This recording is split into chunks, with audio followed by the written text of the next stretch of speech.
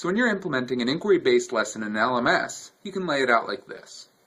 Begin with the question or the questions. If you're collaboratively devising this in class with your students, there are a couple ways you might implement this. You might just leave it blank and then fill it in once the class has come to a question, or you could have some sort of collaborative activity where the students devise and post the questions right there in your LMS. And then introduce the assessment you'll use after the inquiry is complete. That way your students will know what they're aiming for. And at this step, you could have students collaboratively build a rubric for that assessment, perhaps in a wiki within your LMS or outside the LMS. Of course, you could also use Google Docs or Microsoft 365. And then list your instructions and expectations for the lesson.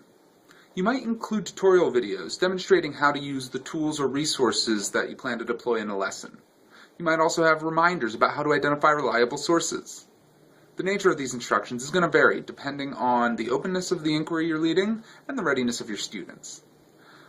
I'd say the most important goal here is to ensure that you have answers to all of the routine questions students ask when trying to work independently. That way you can focus on working with students and giving them the scaffolding they need.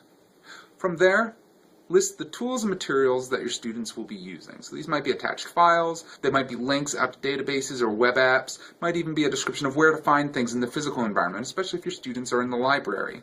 If the inquiry is especially open, this might be a place where you include collaboration tools. For example, students might be sharing resources in a discussion board, or building a wiki of resources, or building an annotated bibliography evaluating the quality of resources they've found. And the end of your inquiry-based lesson in your LMS should contain space for sharing and assessment.